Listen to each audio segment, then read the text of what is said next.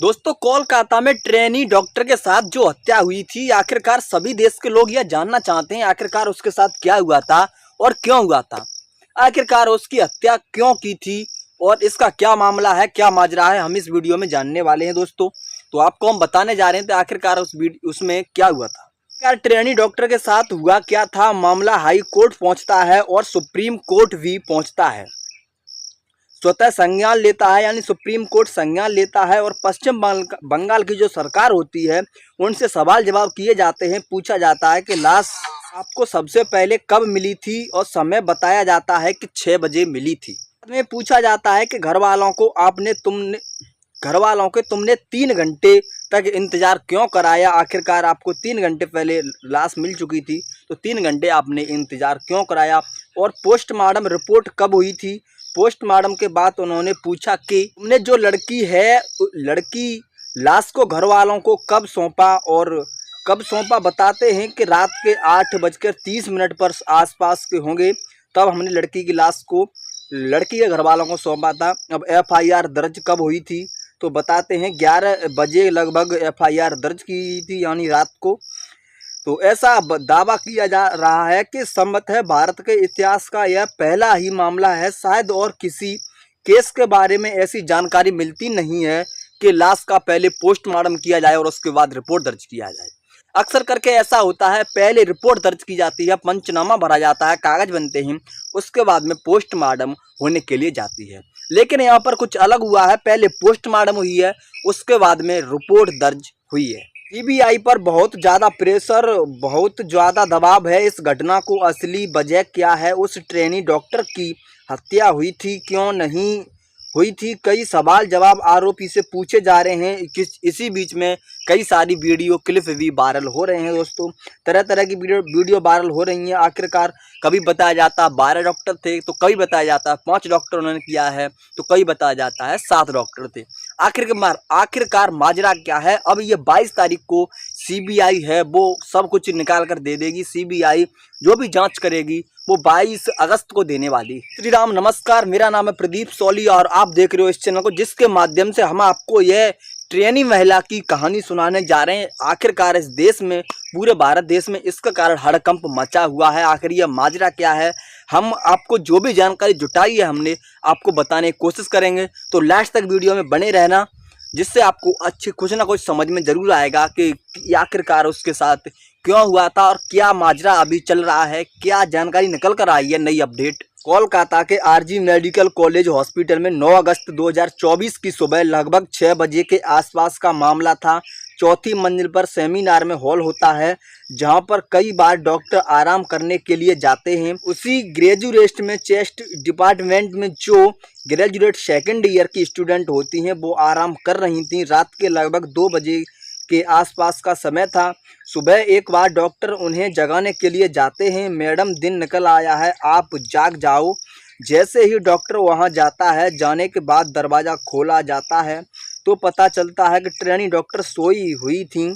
जिस तरह से अक्सर लोग जब सो जाते हैं कि यानी एक हाथ को अपने इस माथे पर रख लेते हैं और सो जाते हैं, उसी तरह से ट्रेनी महिला जो ट्रेनी डॉक्टर थी वो सोई हुई थी। दूर से देखता है और देखने के बाद वापस लौटकर चला आता है। उसे कुछ नहीं पता था कि आखिरकार रात में इनके साथ क्या हुआ है, क्या नहीं हुआ है। उसने सिर्फ चेहरा देखा था, बाकी जो हिस्सा था उससे ढका था और उसने इसलिए नहीं देखा था। दूसरा जो डॉक्टर होता है वो जाता है, जब वो वहाँ पर जाकर दृश्य देखता है तो वो देखता रहे, उसकी आंखें फटी की फटी रह जाती हैं।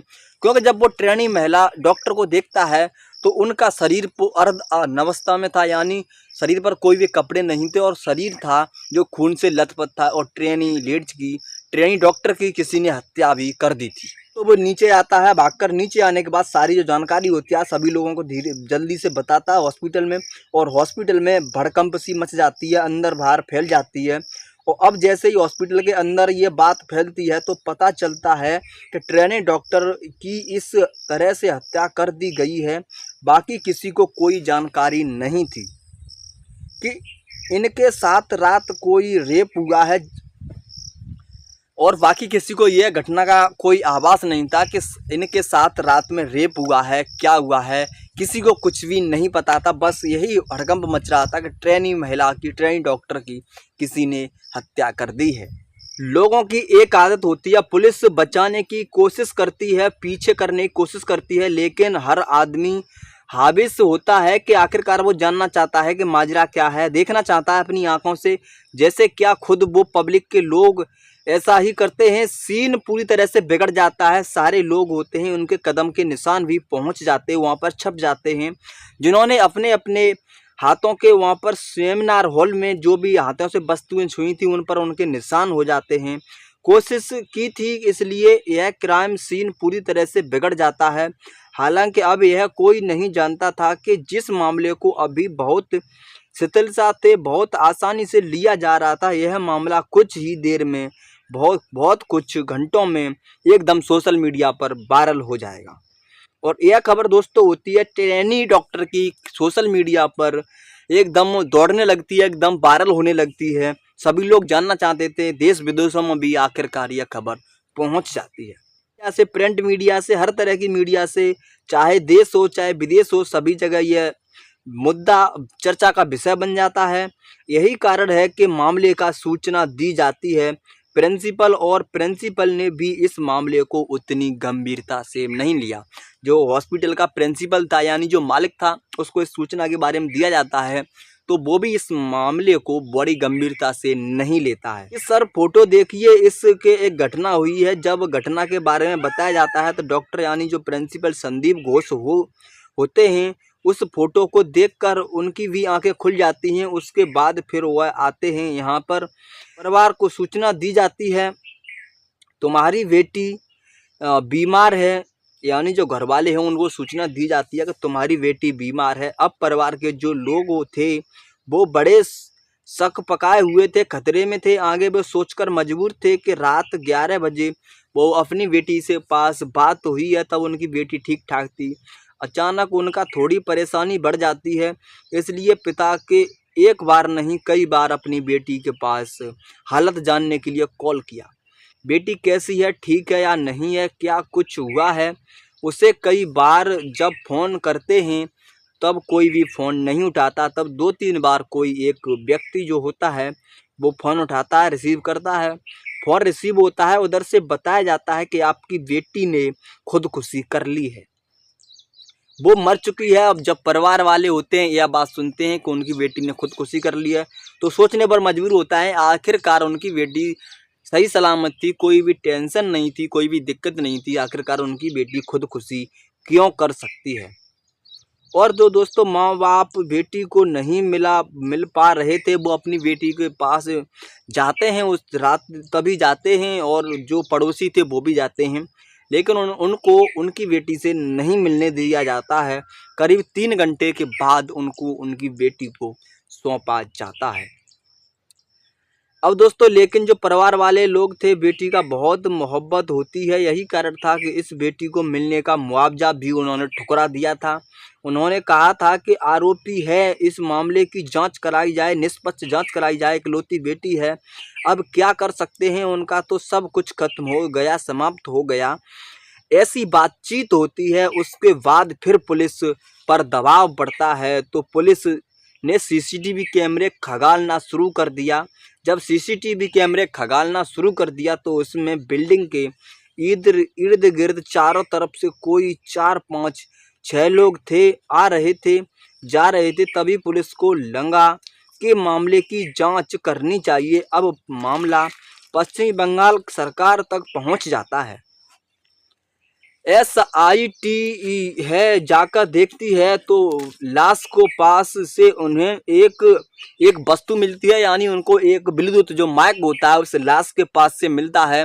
तब उस जो व्यक्ति का ब्लूटूथ हुआ उसकी जांच की जाती है, तो पता चलता है यह ब्लूटूथ और किसी का नहीं बल्कि संजय रॉय का है।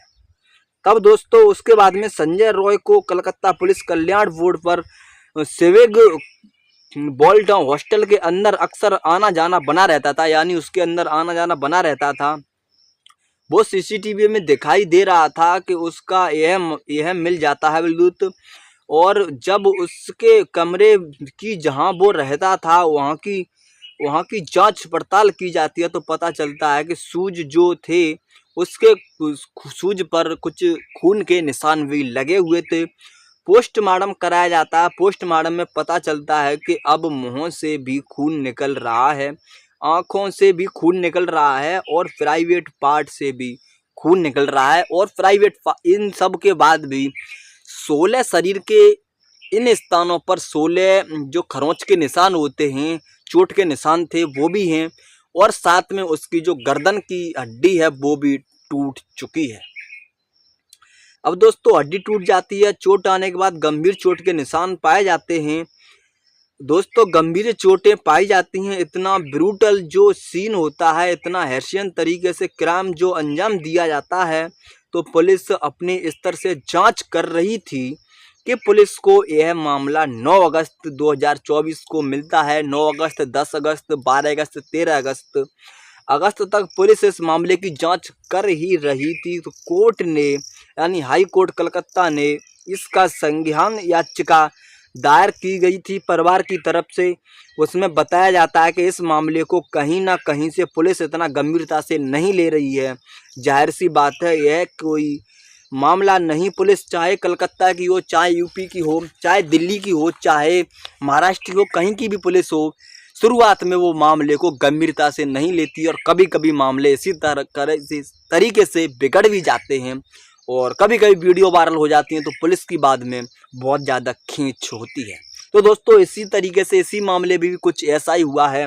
पुलिस ने इस मामले को गंभीरता से नहीं लिया है और आखिरकार जो प्रिंसिपल होते हैं हॉस्पिटल के, उन्होंने भी शुरुआत में इस मामले को गंभीरता से नहीं लिया है और इसी वजह से ये मामला बहुत जल्दी सोशल मीडिया पर कहीं ना कहीं से वायरल हो गया और ये खबर अभी बहुत ज़्यादा वायरल है। आखिरकार देश के लोग जानना चाहते हैं इस मामले में क्या हुआ। तो दोस्तों 14 तारीख को सीबीआई इस मामले की जांच पड़ताल करना शुरू कर देता है। अभी पुलिस ने जो एसीटीआई जांच पड़ताल की थी उसमें संजय रॉय ऐसा अभियुक्त था, ऐसा आरोपी था जिसमें अकेला पाया जाता है, जिसके बाद उससे पूछताछ की जाती है। वह अपना जुर्म स्वतः ही कबूल कर लेता है। इस घटना को अंजाम दिया है दरअसल संजय रॉय ने। वो 55/2 सोमयान पंडित रोड पर रहने वाला व्यक्ति होता है। 5 अगस्त 2024 को यह एक सलुआ जगह लगती है जहां पर यानी रेड लाइट एरिया होता है, वहां पर अपने दोस्त के साथ जाता है 8 तारीख को। वहां से लौट के आता है। वहां से लौटने के बाद इसके ही एक साथी होता है ये सिविक वाल्टर, एक अंदर एडमिट था। अब दोस्तों 2 बार चक्कर लगाता है। एक बार तो अपने दोस्त रिश्तेदार को देखने के लिए जाता है, दूसरी बार फिर और किसी व्यक्ति को देखने के लिए जाता है, क्योंकि अक्सर करके वो हॉस्पिटल के अंदर जाता रहता था। मरीजों को लाना ले जाना शायद उसका काम था। पुलिस का तो काम करता ही था, लेकिन यह भी बताते चलें कि यह पैसों के लिए कुछ काम करता था। अब यहाँ से अपने दोस्त के साथ वह सीधा कहता है कि भाई चलो कहीं चलते हैं, यानी कि वहाँ रेड लाइट एरिया जो होती है, कोठा नंबर होता है, वहाँ पर जाता है वेश्या से मिलने के लिए। इसका जो दोस्त होता है बाहर खड़ा रहता है और ये वेश्या से मिलकर आता है। तभी रास्ते पर एक महिला जा रही होती है, उससे भी ये छेड़खानी करने की कुछ बात कहने लगता है, लेकिन वो महिला कोई ऐसी वेश्या नहीं थी। वो इस पर गुस्सा होती है, कुछ कहती है, तो वहाँ से ये चुपचाप चले आते हैं। दोस्तों उसके बाद ये हॉस्पिटल में जाता है और हॉस्पिटल में जाने के बाद 4थी मंजिल के सेमिनार यानी जो होता है आराम करने का हॉल, उसके अंदर चला जाता है। वहाँ पर जो महिला होती है ट्रेनिंग डॉक्टर, वहाँ पर आराम से सो रही होती है। और दोस्तों रिपोर्ट में तमाम अखबारों, तमाम टेलीविज़न रिपोर्ट आती हैं जिस तरह से उन्हें मारा पीटा गया था, बलात्कार किया गया था। सीबीआई से पूछताछ कर रही थी, तो यह अपने सवालों के जवाब कह रहा था कि साहब मुझे यानी मालूम नहीं था कि बलात्कार कर रहा हूँ या ये जो ट्रेनिंग डॉक्टर है मरी हुई है या जिंदा है। उससे इतनी बुरी तरह से बताता है कि उसकी जो गर्दन थी, जैसे ही वो चीखने चिल्लाने की कोशिश करती है तो उसने बहुत ताकत से साथ उसको पकड़ लिया था। यही कारण था कि हड्डी टूट जाती है, और पहले से ही वो बॉक्सर था, ट्रेनिंग डॉक्टर थी, तो ताकत का तो कोई मामला ही नहीं बनता। उसके अंदर इतनी ताकत नहीं थी, फिर भी लड़ने की कोशिश करती हैं, तो उसके साथ में ये उसकी हड्डी तोड़ता है और बहुत बुरी तरह से मारता है, और उसके बाद में बलात्कार करता है।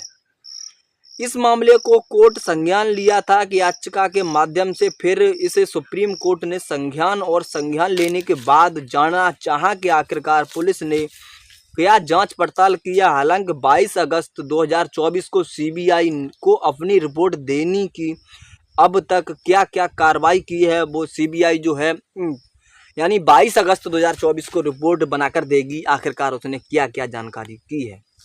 आपको बताते चलें कि लाश कब मिली थी। 6 बजे लाश मिली थी। तो पोस्टमार्टम कब कराया गया था जाता है, पोस्टमार्टम 2 बजे से 4 बजे के आसपास तक, 2 घंटे के आसपास ये पोस्टमार्टम होता है। सवाल यह भी है कि जब माँ बाप उसके पिता अपनी बेटी से मिलना चाहते थे तो 3 घंटे बाद उनको क्यों मिलने दिया जाता है? 3 घंटे तक लाश का क्या किया गया था? अच्छा, क्या मंशा थी? क्या प्रिंसिपल साहब होते हैं, उन्होंने अगर नैतिकता के साथ आधार पर तो उन्हें इतनी जल्दी चार्ज देने की ज़रूरत क्या थी? जब इस तरह के सवाल किए जाते हैं तो साथ ही पूछा जाता है कि तुम्हें परिवार को अपनी बेटी से सौंपी गई थी, कब सौंपी गई थी? पोस्टमार्टम को तो उसकी लाश को कब सौंपा गया था? तो बताते हैं 8:30 के बजे आसपास उनकी एफआईआर दर्ज कब कराई गई थी? तो एफआईआर दर्ज के बारे में बताया जाता है 11 बजे उसी रात, यानी कि 9 अगस्त 2024 की रात के 11 बजे एफआईआर दर्ज हुई थी। एफआईआर दर्ज होने के कारण साधारण एफआईआर दर्ज कर ली गई थी, ऐसा उन्होंने दावा किया, लेकिन मुख्य एफआईआर जो होती है वो पोस्टमार्टम होने के बाद दर्ज की जाती है। यही पर कहीं न कहीं पश्चिम बंगाल सरकार, पश्चिम बंगाल की जो पुलिस होती है, पश्चिम बंगाल के जो भी एसआईटी होते हैं, उस पर सवाल उठने लाजमी है कि ऐसा दावा किया जाता है कि सम्मत है भारत के इतिहास का यह पहला ऐसा मैटर है, ऐसा पहला मामला है जो पोस्टमार्टम पहले हुआ है, उसके बाद में रिपोर्ट दर्ज की गई है, यानी एफआईआर दर्ज हुई है। यहाँ पर सब का सब उल्टा फुल्टा हो गया है, यानी सब का सब जो होना था वो पहले हो गया, पोस्टमार्टम होनी थी वो पहले हो गई, लेकिन जो एफआईआर होनी थी वो बाद में हुई है। यहाँ पर कुछ ना कुछ उल्टा फुल्टा जरूर हुआ है। 14 तारीख को यह मामला सीबीआई ने जो इस मामले में अभी 8 दिन में जो अपनी जांच पड़ताल की है, वो तो 2 ही लोग उसकी रडार पर हैं। पहली मुख्य आरोपी संजय रॉय, जिससे लगातार पूछ की जांच रही है, जिसने स्वतः ही स्वीकार कर लिया है कि उसने यह घटनाक्रम को अंजाम और अकेले ही दिया है, दूसरा कोई भी नहीं है, जो कि इस आरजी मेडिकल कॉलेज के प्रिंसिपल होते हैं, जिन्होंने नैतिकता के आधार पर बताते हैं कि लेकिन उन्होंने नैतिकता पब्लिक मिस्क सिफौती हासिल की कि लेकिन जबकि मामला हुआ था उस लड़की से उसके आसपास आने के कम से कम 2-2.5 घंटे समय तो वो खुद लेते हैं, पुलिस के पास तक सूचना देने में कई घंटे लेते हैं। साथ ही कहीं ना कहीं ऐसा लग रहा था कि वो इस मामले को दबाना चाहते थे। यही कारण था कि अपनी अधीन स्थित होते हैं, जूनियर होते हैं, और पर कहीं ना कहीं प्रेशर था, दबाव था। यही कारण था कि पुलिस तक ये सूचना टाइम से नहीं पहुंचती है। हालांकि अभी सीबीआई जांच कर रही है, जांच करने के बाद जो निकल कर आएगा वो जाहिर सी बात है सभी लोगों के सामने आ जाएगा। और एसआईटी की जांच हो चुकी थी, कोलकाता की पुलिस कर चुकी थी, वहीं जांच बाकी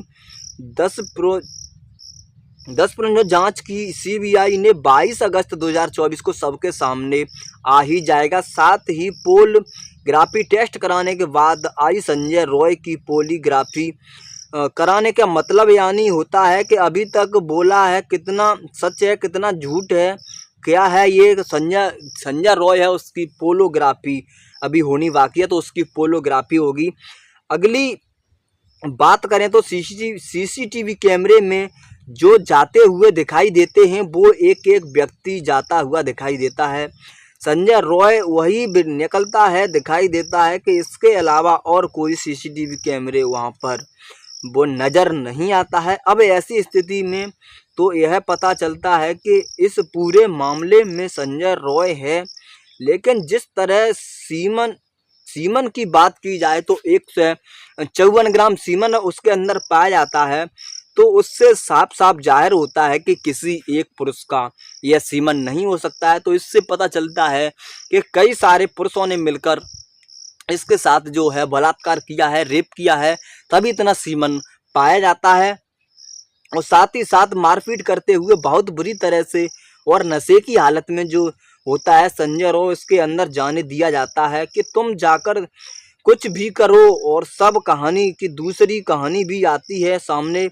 7 डॉक्टर थे, आज कुछ वीडियो क्लिप वायरल हो रही थी, कहीं पर वीडियो क्लिप यह भी वायरल हो रही हैं, ऑडियो क्लिप वायरल हो रही हैं कि 12 डॉक्टर होते हैं और वो उनके साथ ऐसा करते हैं वैसा करते हैं। लिखने वालों ने बाकायदा सीबीआई को टैग भी किया है कि इस मामले को जो चल रहा है इसकी जांच आप जांच पड़ताल करिए, इसकी भी आप जांच देखिए कि आखिरकार होता क्या है। अब ऐसी स्थिति में ये जो पूरी किस्सा, पूरी जो कहानी है, पूरा जो ट्रेनिंग डॉक्टर के साथ जो मामला हुआ है, हमें एक मामला साल 2008 में हुआ था उत्तर प्रदेश के गौतम बुद्ध नगर में, जो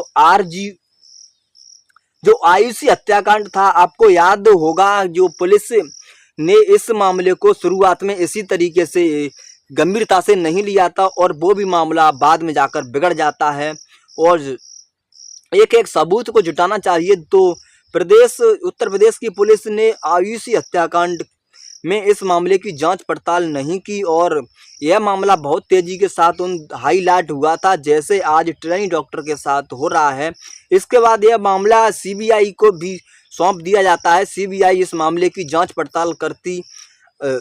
अब जांच पड़ताल करने के बाद कभी तो लगता है कि माता पिता ने इस लड़की की हत्या की थी और कभी लगता था किसी ने और ने हत्या की थी, लेकिन यह मामला आज भी कहीं ना कहीं पहली बना हुआ है। सुलझा सा दिखाई देता है। जिस तरह से आगे भविष्य क्या होगा, कहीं ऐसा भी ना हो कि इस पूरा मामला ट्रेनिंग डॉक्टर का आयुषी हत्याकांड की तरह भी ना हो जाए कि यह मामला ना सुलझा सके। ऐसा ही दोस्तों जो सुशांत सिंह राजपूत है उसका भी मामला इसी तरीके से हुआ है। आज तक ये नहीं पता चला कि सुशांत सिंह का आखिरकार उन्होंने खुदकुशी की थी या किसी ने उनको मारा था। ट्रेनिंग डॉक्टर का हत्याकांड हुआ है, यहाँ पर उनके साथ बलात्कार हुआ है। शायद इसकी जो रिपोर्ट है 22 अगस्त को अच्छे से आ जाएगी। 22 अगस्त को पूरा का पूरा यह मामला खुलकर आने वाला है। तो क्या सीबीआई जांच करके लाती है और क्या जो मामला होता है आपके सभी के सामने आएगा, तो मैं फिर से आपके सामने जो भी जानकारी होगी वो जुटा कर लाऊंगा। दोस्तों यह जानकारी बड़ी मुश्किल से मैंने जुटाकर आप लोगों के लिए यह वीडियो बनाकर आपको समझाने की कोशिश की है बारीकी से। अगर आपको कुछ ना कुछ समझ में आए दोस्तों तो 1 लाख तो बनता है। और चैनल पर अगर आप लोग नए हो तो चैनल को सब्सक्राइब कर दीजिए और कमेंट सेक्शन में अपनी राय देना न भूलें। और कमेंट सेक्शन में ये भी बताते जाएं कि आखिरकार जो ट्रेनिंग महिला के साथ हुआ है, इसके जो आरोपी निकलते हैं, मुख्य आरोपी, उनके साथ क्या सजा मिलनी चाहिए, उनको क्या सजा मिलनी चाहिए। और मिलते हैं अगली वीडियो में, तब तक के लिए दोस्तों अपना ख्याल रखना।